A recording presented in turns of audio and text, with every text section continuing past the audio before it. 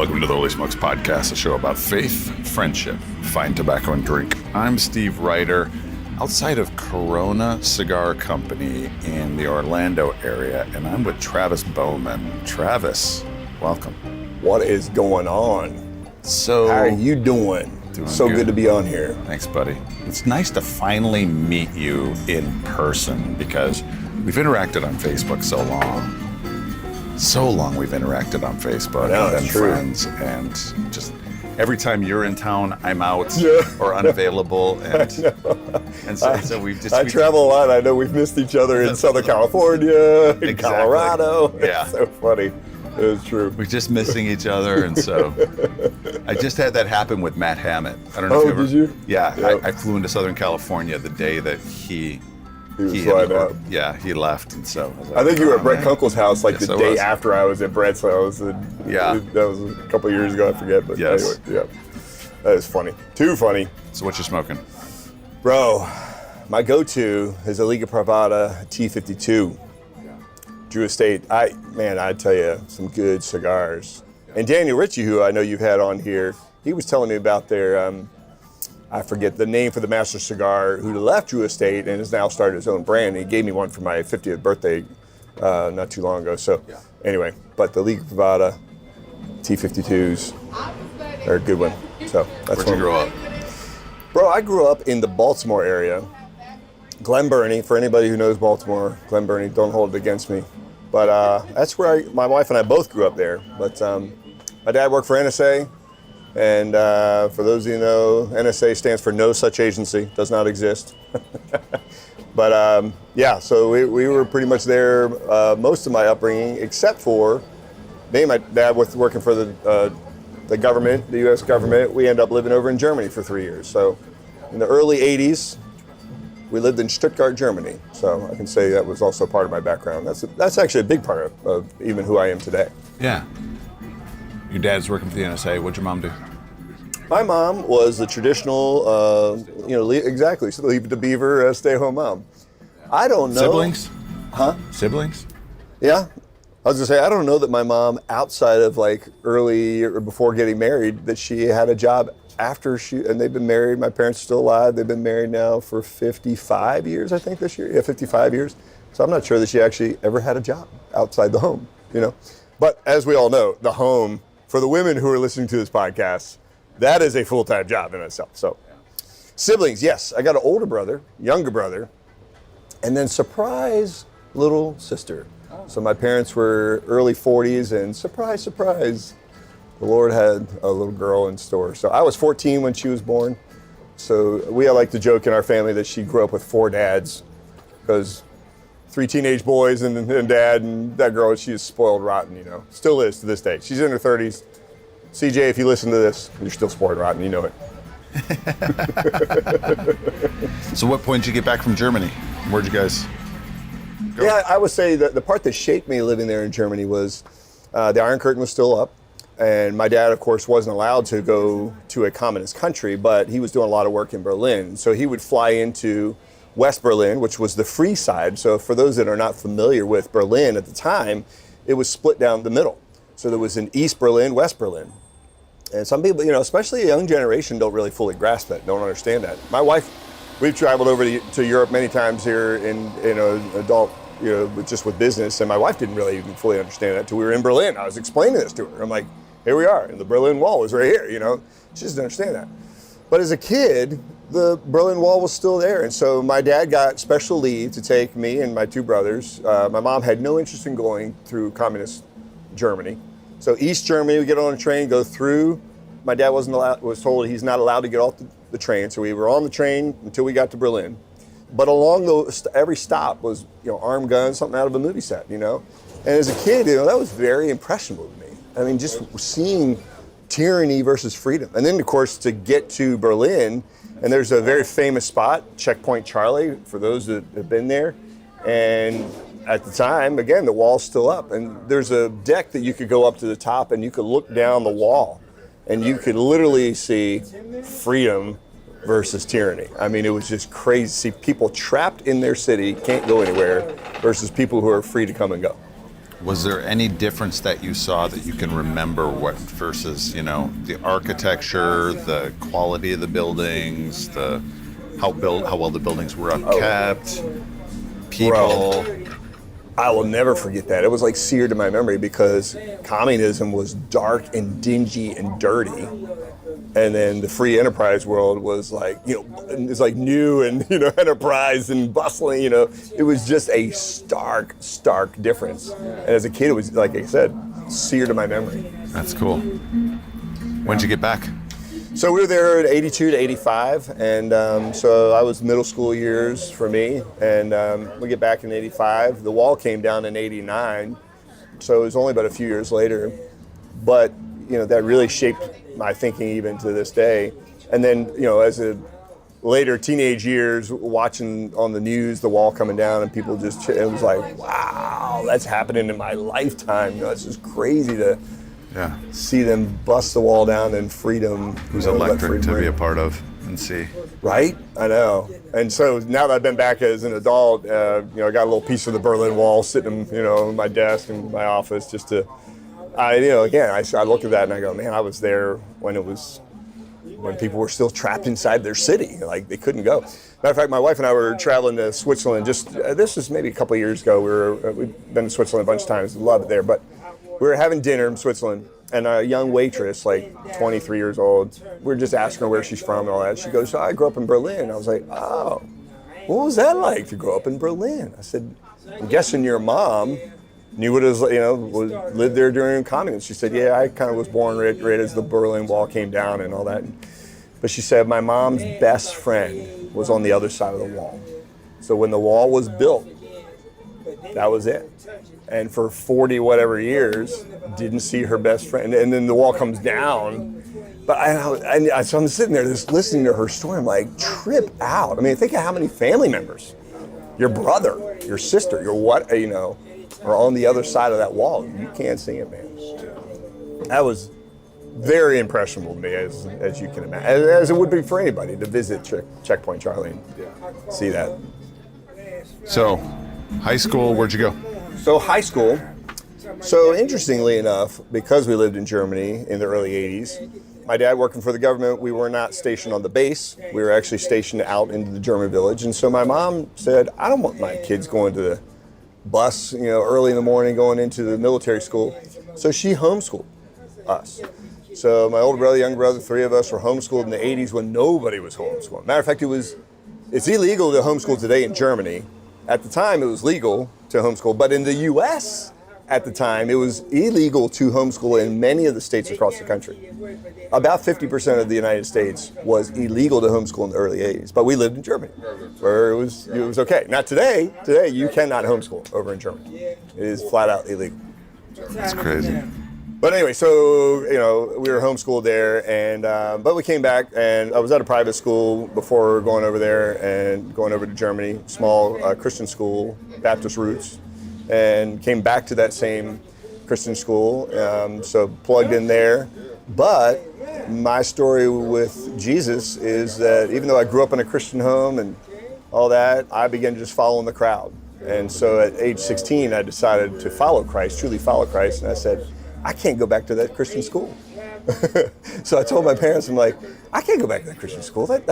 I'm following the crowd, and they're getting fake IDs and running off to strip clubs and stuff like that at a good quote Christian school. For I'm sure most people who are listening to this, they're like, yep, that's. I mean, those stories are dime a dozen, unfortunately. And so I decided to do homeschooling in my junior and senior year of high school, but that was after. The Lord really changed my heart and really convicted me of just my need for a Savior, right? What'd you do after high school? So I am an entrepreneur through and through. I mean, I've owned multiple businesses in my life and I own multiple businesses right now that keep me traveling and having cigars with a lot of the holy smokers out there. But I started a business in my teenage years in high school and graduated from high school, continued growing it, incorporated it by 20, had 11 employees at 20, and just one of those, I guess one of those just jump off the cliff and let's go make a business. But I really, truly didn't know what I was doing at 20 years old. I knew, it was a landscaping business in the Baltimore area. I didn't know how to run a business. So just the typical P&L sheet, things like that, I was so green to. And so my first business failure was there in my early 20s. What was it? Just landscaping. Yeah. I had the opportunity to work for a world famous landscape architect there in the Baltimore, D.C. area. And he had done landscape design for for Oprah Winfrey and just a number, Manhattan, even still today, you'd see a lot of his landscape design. So I learned a lot from him and was just out on my own, doing my own, designs and installations.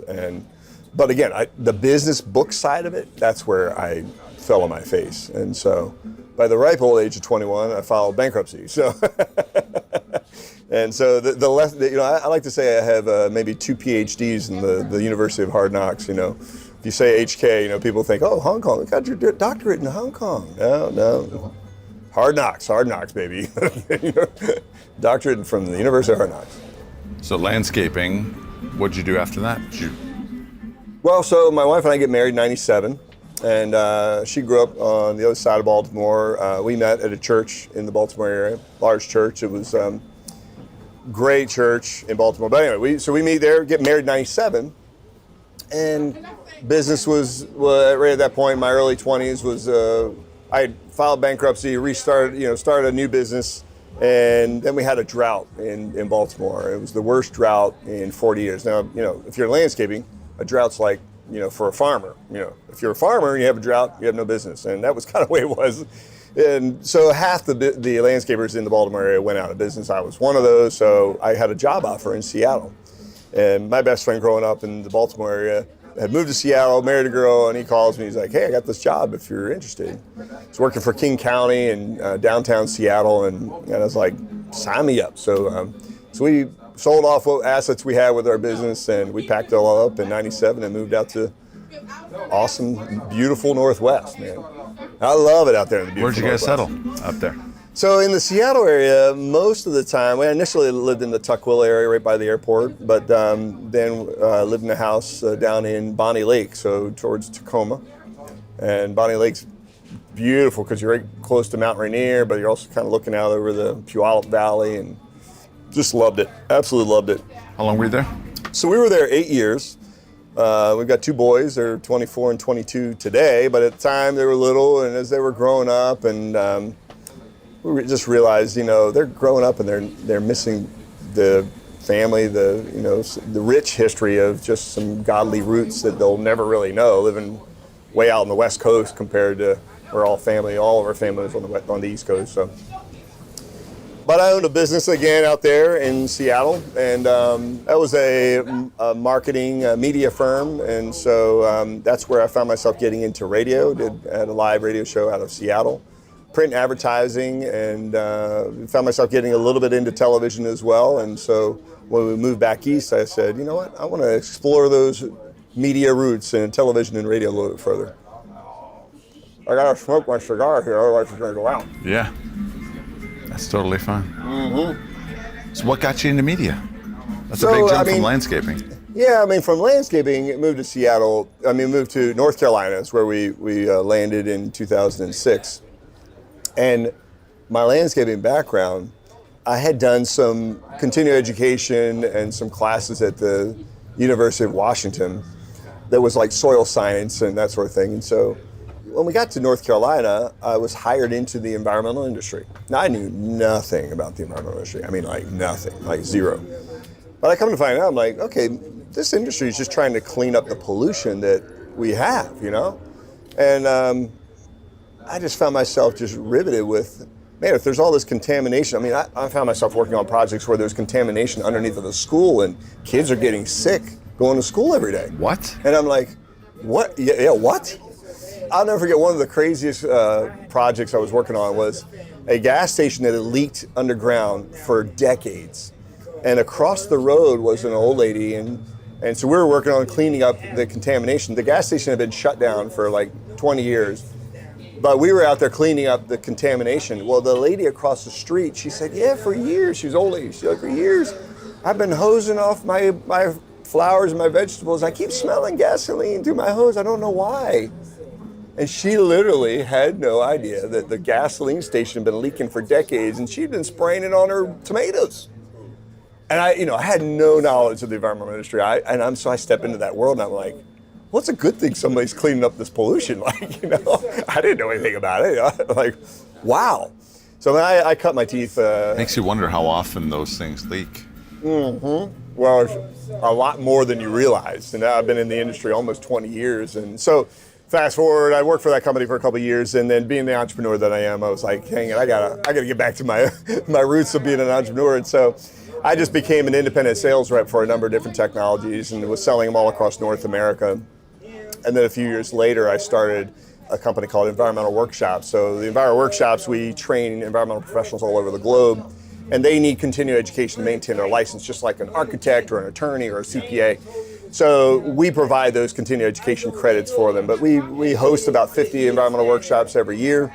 Prior to the pandemic, it was about 70 a year, but we've been to 6 continents and 22 countries. And so fast forward, what God was stepping me into in the environmental world that I knew nothing of. Now we're the largest training organization for environmental professionals globally. It's been pretty crazy. So what do we not know about environmental cleanup? What you don't realize is how many conservatives are in the industry. Most people think the environmental world is full of a left-wing, agenda, which is not true at all. There are, people running companies who see just like I do, and that is that God's given us this beautiful earth to maintain and take care of, just like the Garden of Eden. You think of Adam and Eve. And we should be good stewards of it. And if you know there's contamination, all of us want good, clean drinking water to drink from, right? If you go just south of the border to Mexico, if anybody's been to Mexico, you'll see in the hotel, do not drink the water, right? Everybody will tell you that. Like, you go to a restaurant, don't drink the water. Why is that? Because the pollution is out of control. So all of us, no matter what political side of the spectrum you're on, all of us want good, clean drinking water. We all want clean soil to grow our crops in. Everybody does, right? So that was I'd say that's probably the biggest misnomer of the environmental industry, is that people think it's just a left agenda, but it's in fact not. It's actually people just trying to be good stewards.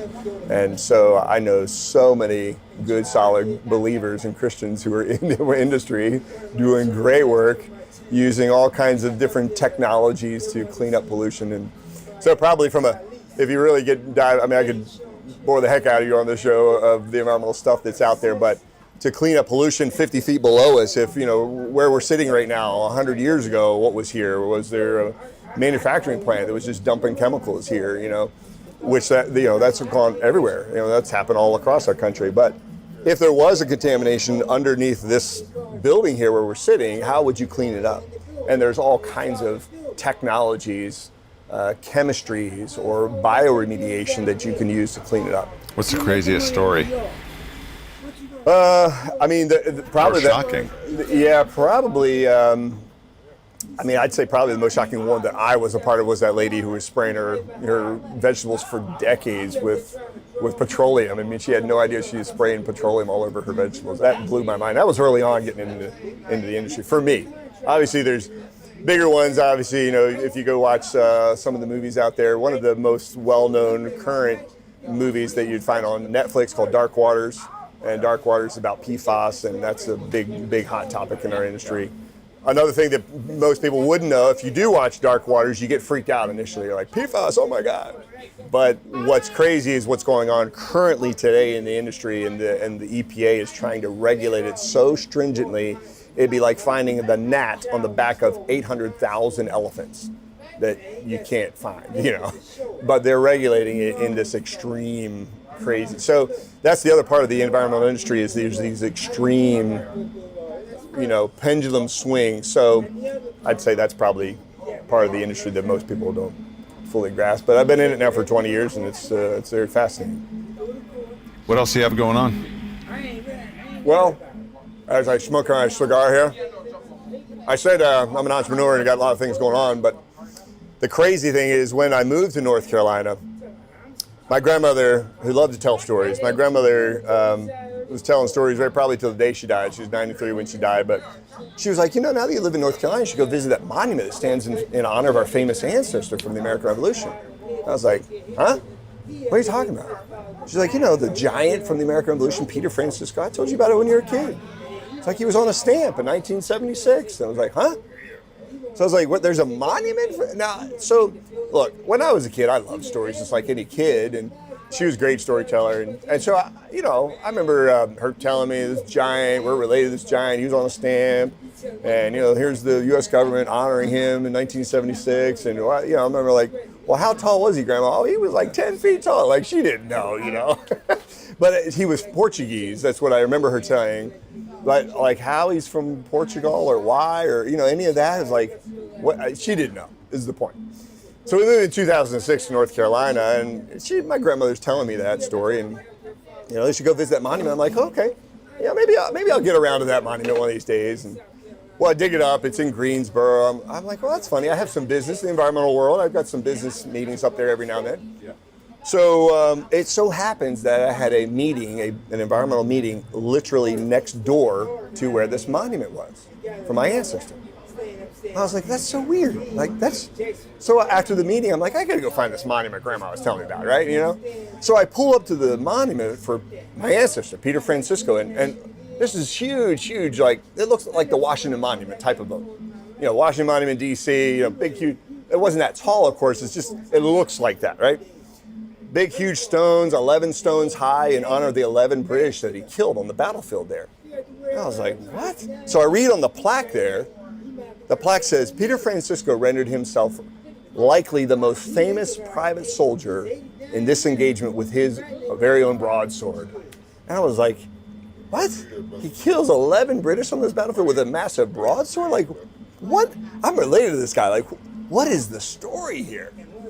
So I go and say, there's, if you've been there, Greensboro, of course, is named after General Greene from the American Revolution. So Greensboro, you go Battleground Avenue up to, there's a whole big national military park with all these monuments, and there's the Peter Francisco Monument. But they also have a bookstore. So I go inside the bookstore, and I'm looking around for the books about Peter Francisco. I'm like, I got to find out what, I'm related to this giant, like, who's swinging this big, badass broadsword. Like, this is crazy, So I'm going and I'm looking around, and finally I go to the bookstore man. I'm like, to the manager, I'm like, well, where are the books about Peter Francisco? You got a monument out there? They have a display case with all the stuff that he owned and crap. I'm like, you got to have a book. She's like, no, sorry. And so she asked the park manager, who oversees the whole thing. He comes out, and I was like, hey, I'm a descendant. And he's like, oh, it's so good to meet a descendant. I'm like, I'm tall and big guy. And I was like, where are the books about Peter Francisco? And he goes, someone needs to write a book. And he points his finger in my face and he goes, you should write a book. You're a descendant. And I was like, I think I will. I'm just that crazy entrepreneur. I'm like, what? As if you don't have enough going on. Right, yeah, exactly. I'm just, I'm one of those just passionate people that live life to the fullest, And I'm like, write a book. Why not? Nobody else has written, well, come to find out, there were a bunch of books have been written about Peter Francisco. I say a bunch, like a half a dozen over the years. Matter of fact, come to find out that one of the authors, a book that was released in the 70s, the author lived right next door to my grandfather, and he loved to interview him over 10 years and gathered all his data and released the book in the 70s. You can still find that. It's called The Virginia Giant, which is one of the names that Peter Francisco was called. He was either called the Hercules of the Revolution in his day, or the Virginia Giant, one of the two. So yeah, here I am, talking to the bookstore manager, and he's like, you should write a book. I was like, I will, shoot. So that was in 2006, shortly after we had moved to North Carolina. And man, the journey has been crazy. Tell me about it. Ever since. Hold on, I got to puff of my cigar, otherwise it's going to go out. Liga Privada. You got to love it. So I began writing my book, and I ended up hiring a ghostwriter. I got maybe 5 chapters into it. And I was like, man, this is going to be a long process. So I hired a writer. He helped me flesh it out. And I connected with a lot of the other descendants. There had been descendants that had been promoting him and preserving his record for decades long before me. And I found out they were doing a wreath laying in 2008. And I was like, oh, maybe I can get my book out at that time. And that was being probably a little hasty there. But I was pushing for it, and I thought, well, if I can't release my book in 2008, maybe I can bring him to life. Because the one thing, as I was unraveling his story, was I found out he was this giant from the American Revolution. Again, Grandma was like, he's 10 feet tall. I found out he was 6'6". I'm like, I stand 6'6". That's crazy. And the more I unraveled, I found out, wait, I'm a 7th generation descendant. Biblically, we can kind of look at a number 7 and you go, So I'm like, oh, that's so funny. Well, then I come to find out there's multiple states that observe Peter Francisco Day. Today, there's about 7 or 8 different states that observe Peter Francisco Day. Well, Virginia is where Peter Francisco lived most of his life. And I say most because I'll get back to that. But most of his life was in Virginia. Well, Virginia, the state of Virginia, passed a resolution to honor Peter Francisco Day the same day I came into the world. So the Virginia Senate is literally voting and hitting and saying, let's honor Peter Francisco every year in the state of Virginia, the same day I was born. And, I always say, if you can't hear the voice of God nice and loud in your life, as I put those dots together, I was like, okay, the Lord has a purpose and a plan for me with this story. What was it like interviewing these other descendants that you're distant cousins, maybe distant cousins, and hearing, and did you get any out-of-print books besides the one in 1970? Yeah, multiple ones are on my bookshelf. Probably the oldest ones are early 1900s, written by his great-granddaughter, Nanny Francisco Porter. And it was actually released around the same time as the monument in North Carolina was built. And so that was built in the early 1900s. And so today there's actually 5 monuments in the U.S. that stand in his honor, and one over in the Azores, where he's originally from. So most people have no idea where the Azores are. So if I say the word Azores, they're like, where is that? Is that like in Chile, South America somewhere? The Azore Islands are like the Hawaiian Islands of the Atlantic Ocean. So they're kind of smack in the middle of the Atlantic. And about 950 miles off the coast of Lisbon. So if you've been to Lisbon, just go fly about 2.5 hours and you land in the Azores. But there's 9 islands, and he's from the island of Terceira. And Terceira, in his day, was called the Island of Jesus Christ. No joke. So here you have this little kid born in 1760 on the Island of Jesus Christ. At age 5, he's kidnapped on the day of Pentecost. Now, the day of Pentecost in the Portuguese community, still to this day, is like, you got Christmas, you got Easter, day of Pentecost is right up there. I mean, it's a big, big festive time. So he's born on the Island of Jesus Christ. He's kidnapped on the day of Pentecost, and he's dropped off in Virginia, not in Brazil or South Africa or something. He's not dropped off in those. He's dropped off in Virginia in that moment in time. Well, initially he's kind of taken in by, there's actually documentation to say he was bought. He would end up in a orphanage, and he was kind of purchased by Patrick Henry's uncle. So Judge Anthony Winston purchases him, takes him back. He ends up basically a slave on a Virginia plantation. But as he's growing up, he's growing into this giant of a man.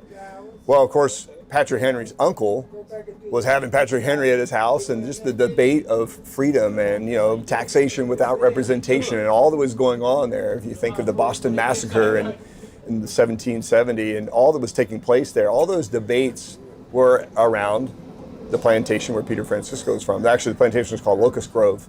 So you can look it up on Wikipedia. You'd find a whole page about Peter Francisco, the plantation, Locust Grove.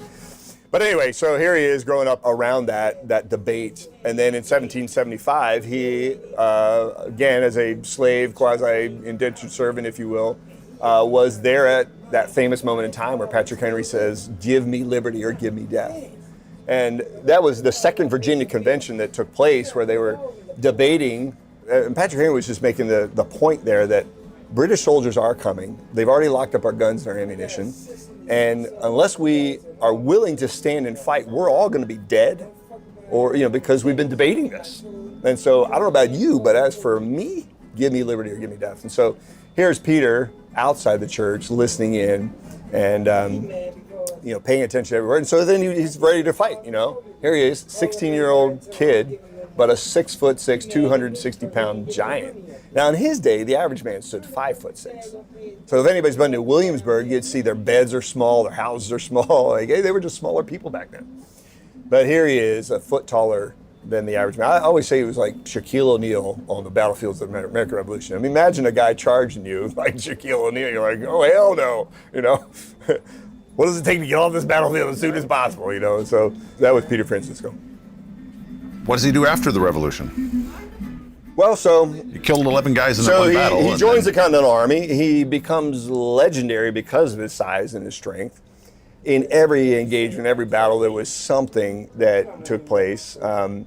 George Washington later says, without Peter Francisco, we would have likely lost 2 crucial battles and with it our freedom. He was the one-man army. And so that quote is on a monument up in Massachusetts. And you really unravel that quote and you think, wait, hold on, George Washington is saying without him, we could have lost our freedom. I mean, in a nutshell, that's what he's saying. But he's kind of referring to 2 crucial battles. And typically people ask me, so what crucial battles do you think he was talking about? And I would say, probably the Battle of Stony Point, upstate New York, and probably the Battle of Greensboro, down in my neck of the woods. So the American Revolution, you see the Northern campaign and the Southern campaign, and he was very famous in both of those engagements, really fought from the beginning, 1776, right to the end, 1781. And there was always some crazy story. Probably the most famous story that he's known for was picking up a cannon off the battlefield, and that's what the U.S. Postal Service put on a stamp, is him grabbing this cannon and putting it up on his shoulder to get it away from the British so that they didn't take it and use it against them. So back to 2008, the Peter Francisco Society was doing a wreath laying. I didn't have my book out yet, and I was like, well, maybe I can impersonate him. Maybe I can actually bring him to life. That'd be kind of fun.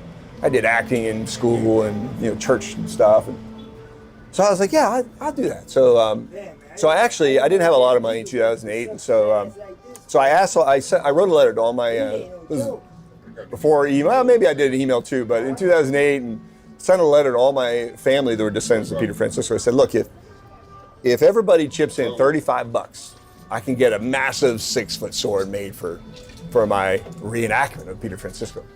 Sure enough, they did. They said, so all my family, chipped in, and I had this big, massive, badass sword made, and I bring Peter Francisco to life in 2008 for the first time. But then, of course, I released my book, and then that became my thing. I was hired in as a keynote speaker, and I would dress up as Peter, and I'd swing the sword. And, I spoke at universities and schools and historic groups and all across from Portugal to Hawaii and everywhere in between. So I brought Peter Francisco to life about over 100 times, and crowds of hundreds or thousands. I think the biggest crowd was 10,000 in the Carolinas one time, and it was always a load of fun. But so from 2008 until 2018, and I like to say I hung up my tricorn hat to work on the film based on my novel. And I knew I just couldn't keep running around doing book signings and dressing up as Peter Francisco if I really wanted to bring the movie to life. And so that's another part, but I got to take another drag before I tell the next part of the story. Before you do, what do you do after the revolution? Well, so Peter Francisco, we see in real life, was like a rock star in his day. But because he was a private soldier, and the reason he was a private soldier, and most history books, because not all, most books don't talk about him, is because he was a private soldier. You think of our history books that talk about the generals and the colonels, and those are the people that we remember from the battlefields, not the average schmo, right? Well, he was a private soldier because he had been a slave. He couldn't read or write. And so the story is that George Washington offered him a commission to promote him to be a colonel. But he couldn't read orders. He couldn't sign his name. He didn't have an education. So after the revolution, what we see is him going and getting his education. But in particular, so he went to school for 3 years. But it was most important because he had fallen in love with a girl from a prominent Virginia family. It was kind of a Romeo-Juliet story where he'd fallen in love with a girl. She's already betrothed to a wealthy dude. And her dad's like, who are you? Like, okay, you're famous, but you can't provide for my daughter. You don't have an education. And that day, of course, that was everything. Like, education, land, who are your parents? Where are you from? He himself actually did not know where he was from in his day. And I'll get to that story. How do we know he's from the Azores? But he himself in his day didn't know where he's from. So who's your mommy and daddy? He didn't have any answer for that. So what we see in real life is that he goes to school for 3 years to earn the hand of Susanna Anderson. And they married in 1784, and they have a couple of children, but that was, of course, after he gets his education. He was given land, for fighting in the American Revolution. He saved his colonel's life, and that colonel we see in history gave him more land. So we see after the war, famous, invited to Mount Vernon, George Washington's home, or Monticello, Thomas Jefferson's home. We see him there, those types of parties, but him always trying to achieve what he had lost when he was kidnapped as a little kid. When he was kidnapped as a little kid, he was a part of a wealthy family.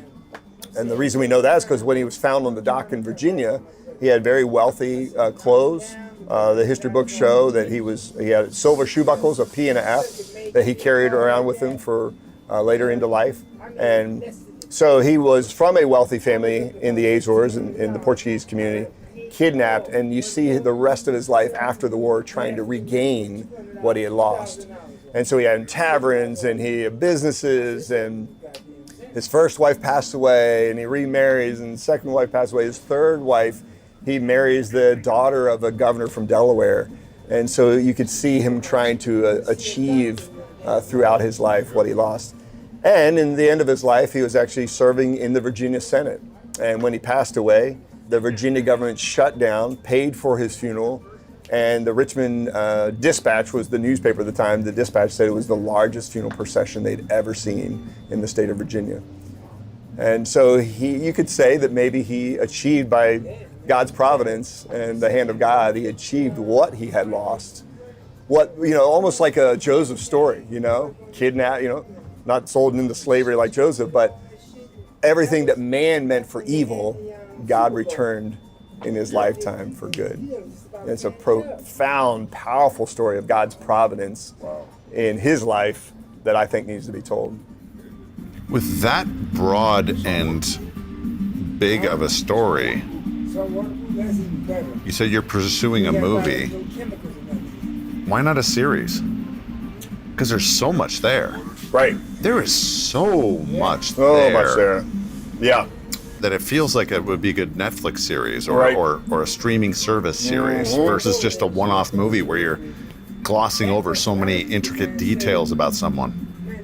Yeah, it's funny you say that, because the journey to make the movie started early on. I mean, I was getting filmed, and I was being interviewed on radio shows and television shows and whatnot early on, and I had one producer from LA fly out, meet with me. He's like, "Oh, we're gonna make this huge. It's gonna be the biggest movie ever, and you're gonna be in it." And blah blah blah. Just telling me everything I wanted to hear. And I ended up signing with a film company that was somewhat well known and had some name recognition in 2012. And they told me everything I wanted to hear, and did nothing. All they did was just take my film rights.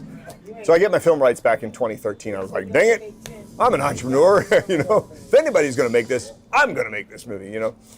So then I was on the path to turn it into a full feature.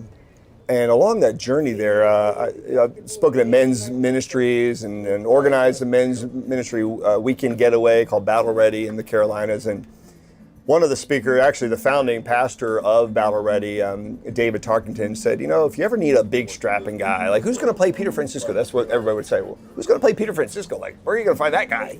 This jack guy that's picking up a cannon. And David Tarkington, Pastor Tarkington out of Jacksonville, Florida, he goes, "Hey, if you need a big strapping guy, there's this kid in my youth group, years ago, that grew up, went on to Hollywood, and now he's this big dude, just jacked." And I always, of course, thought of like somebody like The Rock or Jason Momoa. I was like, but I would like a believer. I really like a Christian to play that part, to bring him to life. So that was always like, a big part of the journey. And so anyway, Pastor Tarkington was like, "Yeah, just look him up." And so I looked up Brian Patrick Wade, and I was like, "Wait, you know this guy? Like, who is this guy?" I'm looking at his picture. I'm like, "That guy is jacked. That guy is huge." And he goes, "Yeah, I'll just make a phone call." And so he connects us up. That was 8 years ago. And Brian and I have been to Portugal a number of times, the Azores a bunch of times. And so along the journey of just taking along the ride. And I think it was one of our trips to Portugal. He turns to me and right around before COVID, he goes, "We really should be talking about a series." Back to your question.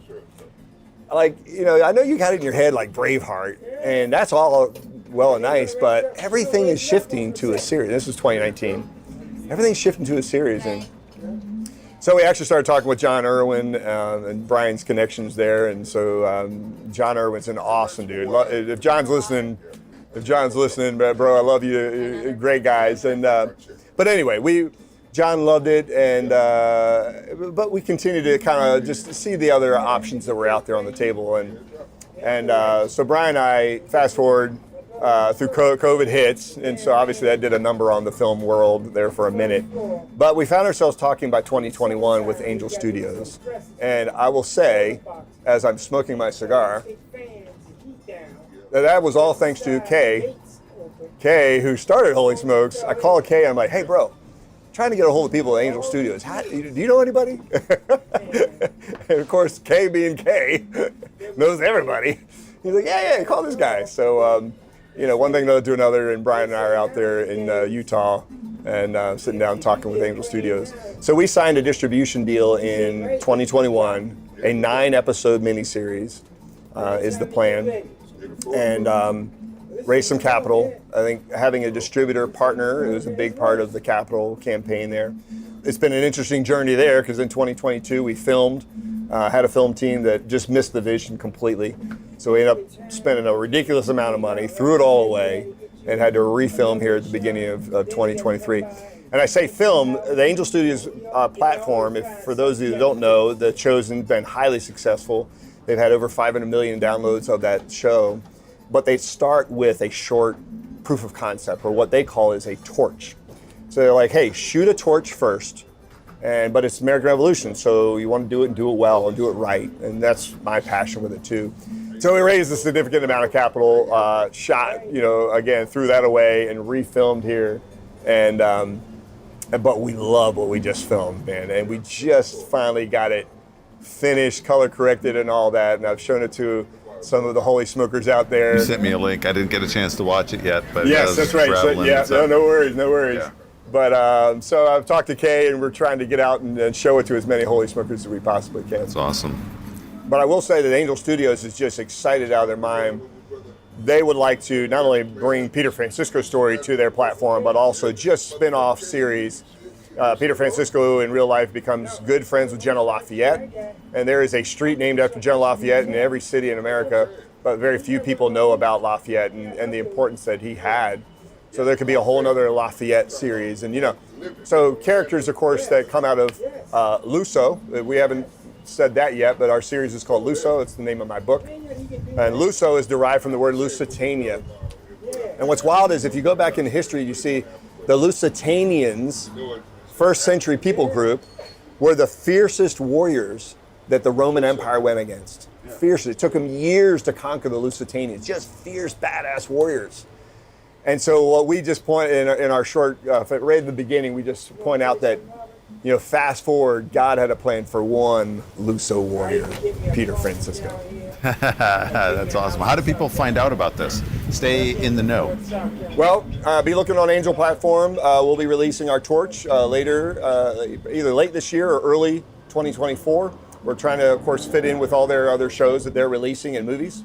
But obviously, you can go buy my book on Amazon, Luso, For Love, Liberty, and Legacy. So, again, my name's Travis Bowman. You can find it that way. But, that's how you can find my book. Or you can go to lusotheseries.com and you can see a little bit more information there, too. Travis Bowman, let's get to rapid fire questions. See how many we can get before the storm moves in. Before the rain comes in. Hey everyone, I wanted to announce that we have Holy Smokes gear. That's right, we have swag. We currently have hats, shirts, stickers like for your vehicle or your travel humidor, magnets, even branded bourbon glasses for a limited time. Go to holysmokes.club and click on the shop tab. That's holysmokes.club. I'm super proud of the shirts. They're made with Bella Canvas shirts that are soft and incredibly comfortable. The hats fit wonderfully, which can be a problem for those of us with big noggins. We plan on having a lot more to offer, like Guayabera shirts, additional t-shirt designs, beanies, polos, hoodies, cigar accessories, and much more. Check it out. And even if you don't make a purchase now, be sure to sign up for that email list, as I've thrown a couple big discount coupon codes for those exclusively on that list. So click the shop tab, at holysmokes.club. Thanks. Rapid fire. Fire. Here. When'd you first try cigars? Great question. Great question. I got a funny story around that too. All right, let's hear it. I first had a cigar when I was 18 or 19. I was at a church men's getaway camping thing, and so the guys sitting around the campfire like, "Hey, you had a cigar?" I'm like, "No." But dude, I fell in love with cigars. Fast forward to get married at age 23, 24, and a friend of mine buys me a Cuban as a wedding present. Yeah. He gives it to me. It's wrapped, it's like wrapped up in this cylinder, sitting on my dresser. And we get married, go on a honeymoon, we come back, and guy friends are like, "Hey, let's get together, have a cigar." I'm like, "Yeah." Well, it had been a couple weeks, and so it had been sitting on my dresser. And I'm looking around, I'm like, "Where did my cigar go?" I'm like, "Hey, honey, where did my cigar go? The one that Dave Yaku gave me?" And she's like, "Oh, that thing? Oh, I threw that thing out." I was like, whoa, time out. Like, hold on. There's one thing you need to know in this marriage. You don't ever touch a man's cigar. I'm like, "What did you just do? You threw away a Cuban. A Cuban." She's like, "What? Was it a nice cigar?" I'm like, anyway, so we laid down the law there. I'm like, don't ever throw out my cigar. I didn't have a humidor at the time, so it was just sitting there. Anyway, so that was back when I was 19, so a good 30 years ago, easy. 32 years ago, maybe. You ever do pipe? Mm-hmm. Yeah, my oldest son, he's 24, he's smoked cigars, but then he's shifted to a pipe now. So I bought a pipe with him, and so I still like cigars, though. Yeah. That's me. Favorite cigar? I would say the Ligas, but Padron, in our area in Charlotte, where I live, George Padron came to town, and he made a special cigar for everybody. I always loved Padrones, but that kind of made it even more special. Daniel Ritchie was there with us that night, and there's a bunch of us that were there with George Padron. That was fun. Best dollar for dollar cigar? Oh man, I would say probably the Undercrown. So it's a Drew Estate, but it's such a good cigar, and it's not as expensive as the Ligas, but man, it's such a good cigar. What's your cigar that you're either going to purchase or saving up for the movie premiere? For the big celebration? Bro, that's a tough one. I have to say the Beheke, Cohiba Beheke's. Yeah. And Roland Martinez, who's with Holy Smokes, he goes to Cuba a lot, but he brought me back one a couple of years ago from Cuba, and I was like, dude, that cigar. I don't know, but that was me. I mean, it's like $100 and some cigar. Yeah. Where's your go-to place to get smokes? Man, my go-to in the Charlotte area, we've got a Casa de Monte Cristo, so I go there a lot with our Holy Smoke groups. But then we also have a smaller cigar bar, cigar lounge called Burners. So both those are spots that I go to. Most interesting person you've ever met through cigars? Oh, snap. It kind of goes along with the interesting place. So when I was in China, which was going to be my next question. Yeah, right, huh? So 2 for 1. That's 2 for 1, that's right. I mean, I love, just smoking a cigar wherever I am in the world, which is just, it's kind of far, just like, hey, I'm smoking a cigar here in whatever country. Actually, I got a fun story with Holy Smokes. So I joined Holy Smokes in, 2017. I meet Kay. It was about 600, 700 members at the time. And I was like, well, I'm traveling to Rome. I tell that story all the time, dude. I tell that story all the time. I'm traveling to Rome. Like, what are the chances there's somebody in Rome? So I threw it out on Holy Smoke. Like, any chance anybody's in Rome? And there is Pete from Denver traveling. Pete Nemeth. Nemeth. And I didn't know Pete Nemeth. I just knew he was like, yeah, I'm here. So, bro, we get cigars and walk the Colosseum in Rome together, and that is just the most epic story of meeting somebody. I tell that story, and then I also tell Carl was at a conference in Malta. Carl Muller was at a conference in Malta. Malta. Hey, small conference. Hey, any Holy Smokers happen to be here? Sure enough, they were having a cigar together. That was just so. I'll tell another Holy Smoke story. I'm landing in Tulsa, Oklahoma, and I throw it out. I'm like, hey, any Holy Smokers? And Brian Pillmore, he's a Holy Smoker. He's like, yeah, I'm around. So he gets a couple of guys together. Well, it turns out what we did not realize, I meet Brian for the first time through Holy Smokes, did not realize that his spiritual grandparents were also my spiritual grandparents. What? All through Holy Smokes, bro. All through Holy Smokes. So it was an older couple from Virginia Tech that mentored his parents as young believers. Did the same for my parents, mentored my parents as young believers. And then we were having a cigar, and I was like, wait, how do you know them? Dr. Cliff Randall and Phyllis Randall. I'm like, bro, you know, like, how do you know them? And we realized, I was like, bro, so your parents are believers because of them. My parents are believers, and so you and I are products spiritually by the same spiritual grandparents. Isn't that wild? All through Holy Smoke. Marvel or DC? Were you into comic books as a kid? A little bit. I will say Marvel because Brian Patrick Wade, who I'm working with, was absorbing man in Marvel. Yeah. So we love talking stories about Marvel all the time. Favorite superhero when you were a kid? Probably when I was a kid. Favorite one would have been Superman, just because flying. I've always loved flying, and thank God I do because I travel so much. But it was probably just simply Superman. I mean, it might sound cliche, but as a kid, that was probably it. Star Wars or Star Trek? Oh man, I would say Star Wars. Our first investor in Luso, and we've had many through the years, but our first investor is a diehard Trekkie fan. And he's like, keeps asking me, when is Shatner getting involved? I'm like, Shatner, bro, he's like 90 years old. He's like, no, I'm just asking. Like, I just want to see Shatner in the. Into sports? Obviously, with my height, I played a lot of sports, but I enjoyed soccer more than basketball. Okay. What were your teams? When I was young, man, I became an avid Michael Jordan fan. Yeah. And so, I grew up watching the, Lakers Celtics in those days.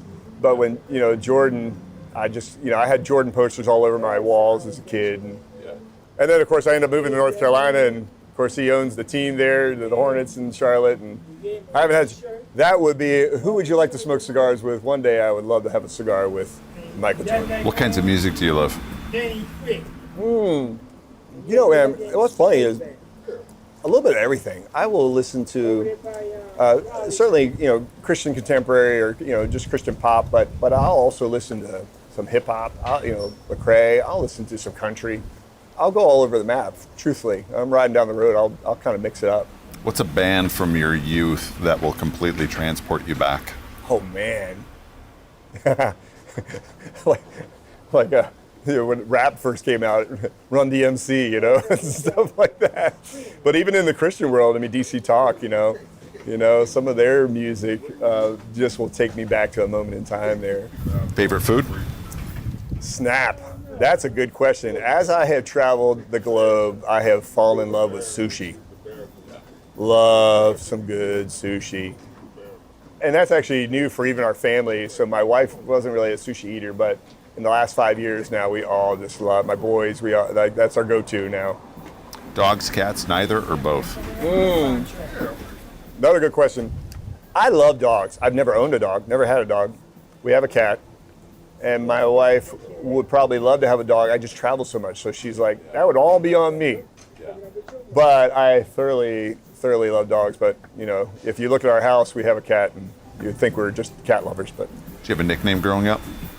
So funny thing about that, I've had many nicknames. T-Bone, for Travis and being tall and a big guy. But in college, I did take some college. So entrepreneur, didn't actually go to college.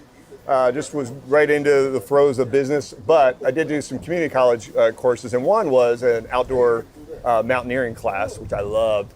And mountain climbing, they call me Stretch because, the little guy's climbing up, and I'm like, oh, that's nothing.